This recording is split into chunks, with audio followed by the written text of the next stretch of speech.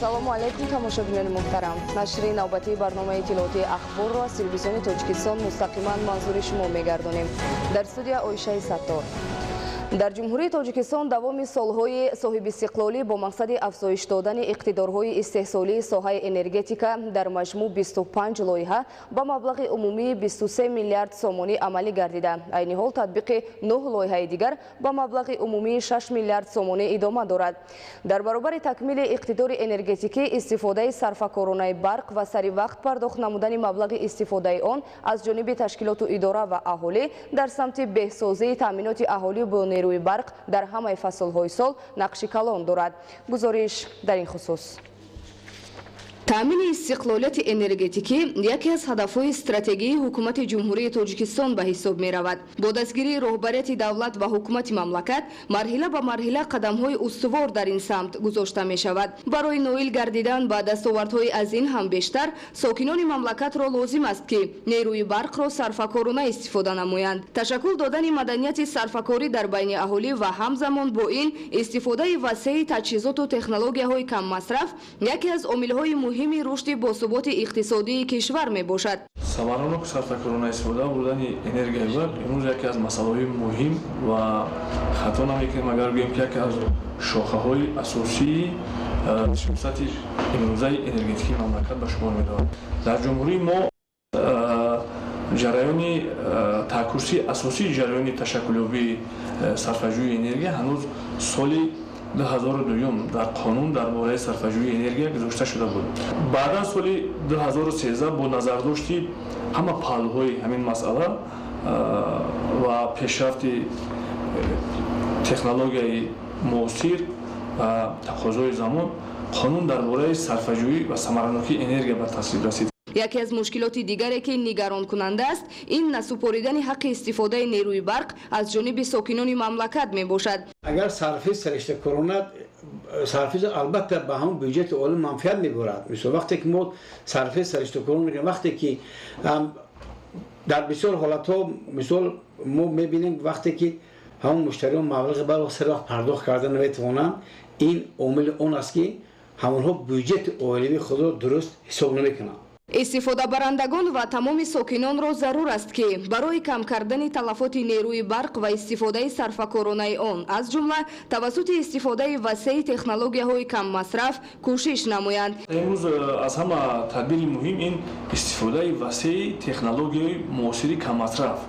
имрӯз мардуми мо бояд ин масъаларо бо як дарки масъулият васеъ истифода баранд ва ин албатта барои ҳам ба манфиати худи шаҳрвандон аст ва ҳам ба манфиати системаи низоми энергетикии кишвар. тамоми сокинони мамлакат бояд ба қадри ин неъмати бебаҳо, яъне нерӯи барқ расанд ва онро сарфакорона истифода баранд. Оишаи Саттор, Убайдуллои Сайвалӣ, Ахбор.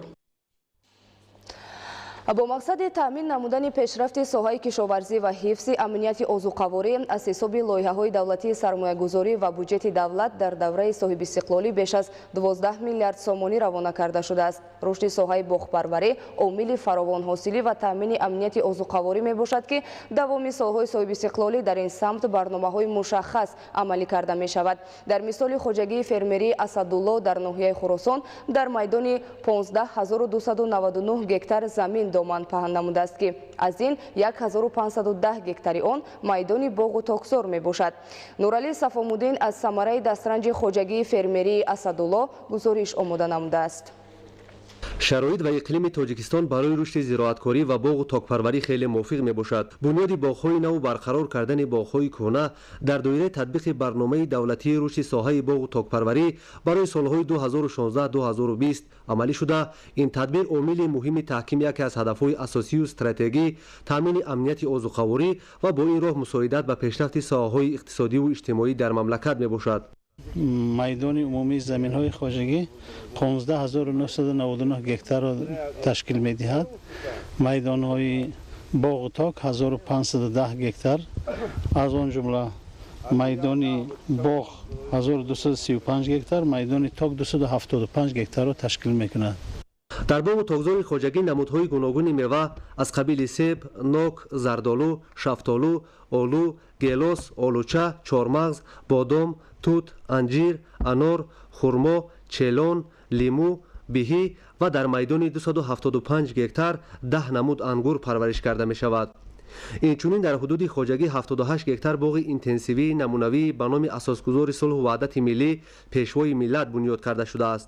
солҳои охир хоҷагии фермерии асадулло ба шинондан ва парвариши боғҳои интенсивӣ машғул аст. боғи ба номи асосгузори сулҳу ваҳдат пешвои миллат эмомалӣ раҳмон 78 гектар боғҳо ҷойгир аст ки аллакай ҳосили дилхоҳи худашро дода истодааст. таъкид кардан ба маврид аст ки ба бунёди боғи мазкур асосгузори сулҳу ваҳдати миллӣ пешвои миллат президенти ҷумҳурии тоҷикистон муҳтарам эмомалӣ раҳмон асос гузошта пайваста барои беҳтар гардидани ҳолати боғ дастуру ҳидоятҳо медиҳанд. дар боғи интенсивии себ 25 намуди ниҳоли дарахтони себ аз ҷумла навела, дарья, эрлимак, редфри, дейтон, прима, флорина, либерти, голдраш, чемпион, пинова, фуджи, грани симит ва ғайра шинонда шудааст. хусусияти ин дарахтони боғи интенсивӣ дар он аст ки аллакай дар соли дуввум ба ҳосил даромада аз ҳар як дарахт то 60 килограмм мева гирифтан мумкин аст.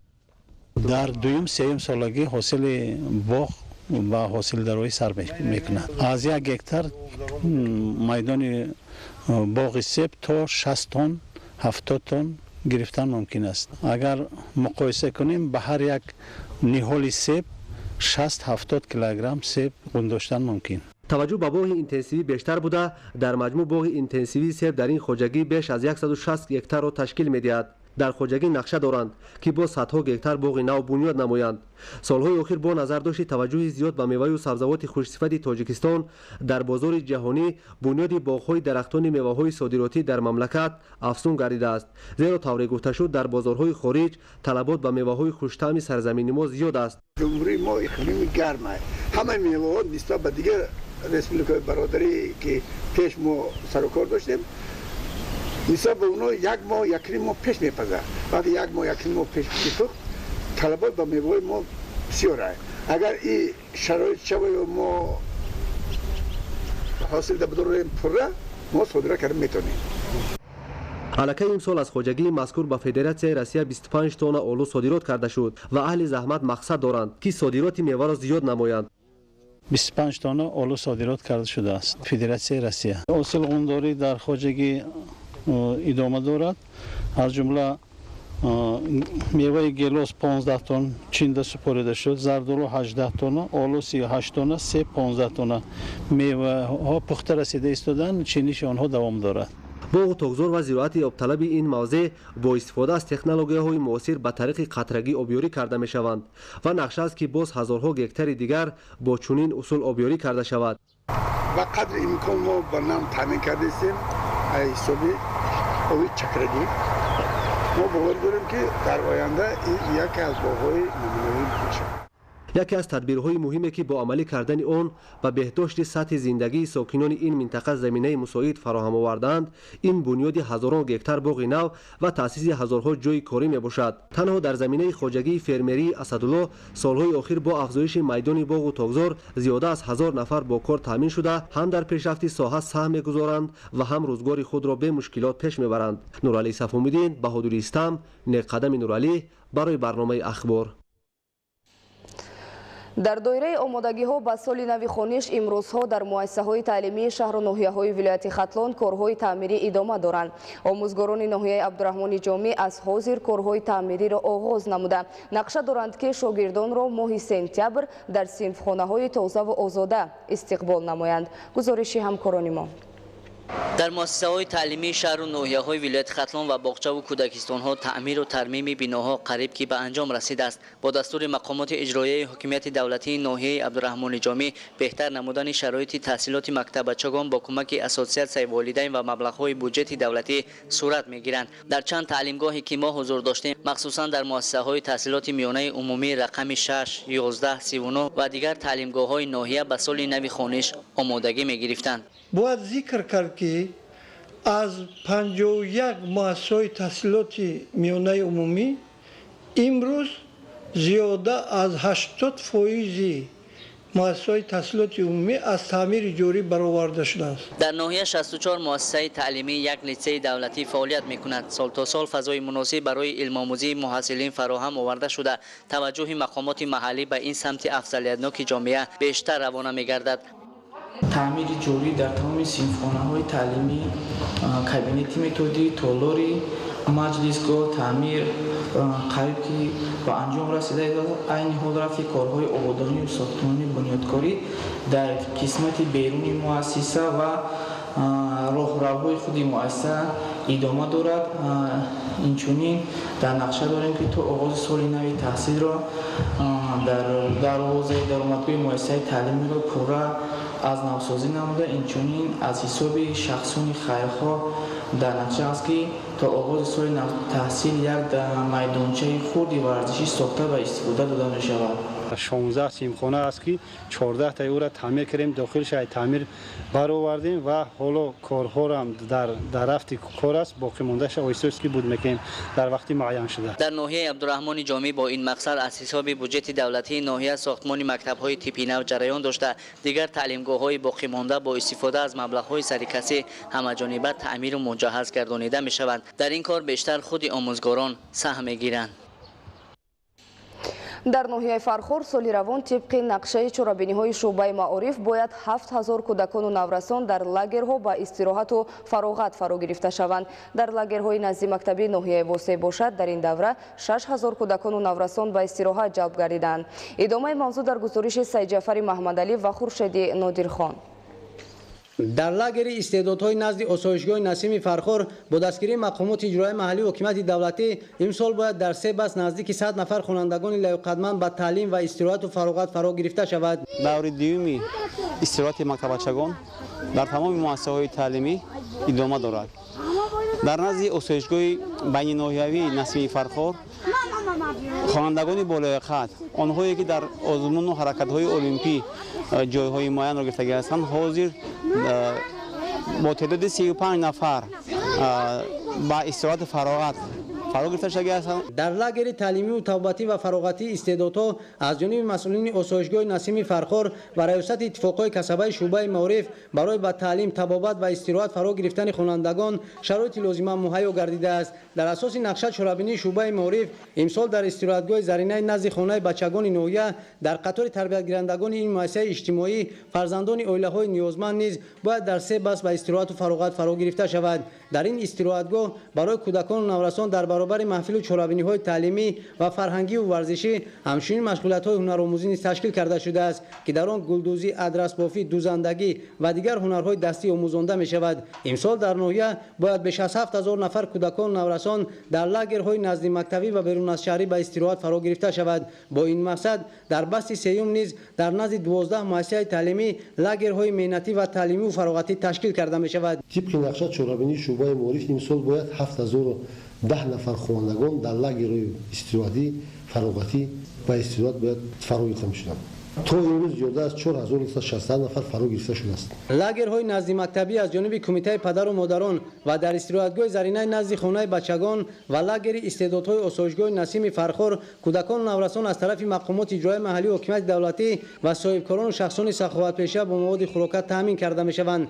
дар пайравӣ аз ин иқдом аз ҷониби роҳбарияти хоҷагии давлатии зотпарварии ҳисори ноҳия низ ба лагери назди хонаи бачагон аз ҳисоби дастранҷи аҳли заҳмати хоҷагӣ кӯмак расонида шуд. дар ноҳияи Восеъ низ тибқи нақша чорабинии шуъбаи маориф бо ҷалби омӯзгорон ва мураббиёни соҳибтаҷриба дар назди 50 муассисаи таълимӣ лагерҳои назди мактабӣ ташкил карда шудааст ки айни ҳол басти дуюми он идома дорад. дар мактаби таҳсилоти миёнаи рақами 28 дар басти сеюм низ бояд наздики 40 нафар кӯдакону наврасон ба истироҳат ҷалб карда шавад. дар маҷмӯъ то имрӯз мувофиқи маълумоти масъулини шуъбаи маориф дар лагерҳои назди мактабӣ 6000 нафар кӯдакону наврасон ба истироҳат фаро гирифта шудааст. дар ноҳияи Зафаробод чорабинии тарбиявию тарғиботӣ доир гардид. дар ин чорабинӣ хонандагону донишҷӯён ва фаъолзанони ноҳия иштирок намуданд. гузориши ҳамкорони мо. сароғоз ширкатдорони мизи мудаввар масъули дастони хонандагони муассисаи давлатии таълимии литсеи касбии соҳаи кишоварзии ноҳияро дидан карда ба намоиш баҳои сазовор доданд.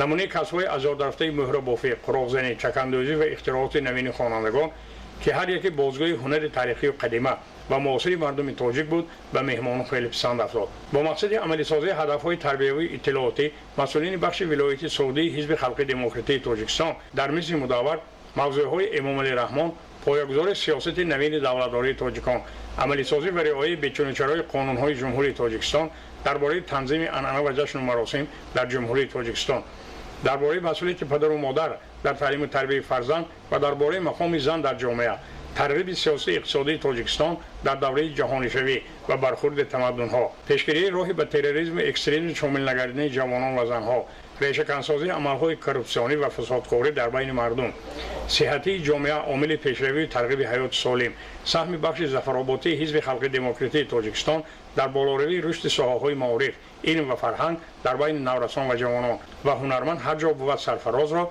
پیشنهاد شرکت کنندگان گردانیدند. سپس آید مسائل مطرح شده میان مسئولین و اشتراکداران صحبت گرم و صمیمی به وقوع پیوست. مقصد از برگزار نمودن چهاربینی ذکر گردیده بار دیگر در بیدار نمودن حس وطن دوستی، افتخار خویشتنشناسی، بلند برداشتن هویت ملی، قدر و پاس داشتن ارزش‌های فرهنگی و ملی تاجیکستان و مقدسات کشور را در بر می‌گیرد. در چهاربینی میز مداور جوان دختران و زنان شرکت داشته از غمخوری‌های پیوسته اساسگزار صلح و وحدت ملی، پیشوای معظم ملت، پرزیدنت جمهوری تاجیکستان محترم امام علی رحمان نسبت این قشر جامعه با حرارت سخن راند. آمادگی خویش را در آبادانی سازندگی یک گوشه دیار تاجیکستان بیشتاسا اظهار داشتند. مضبوط بابازاده از ناحیه ظفرآباد برای برنامه اخبار. بینندگان گرامی، نشر نوبتی برنامه اطلاعاتی اخبار به انجام رسید. خیر، سلامت و سربلند باشید.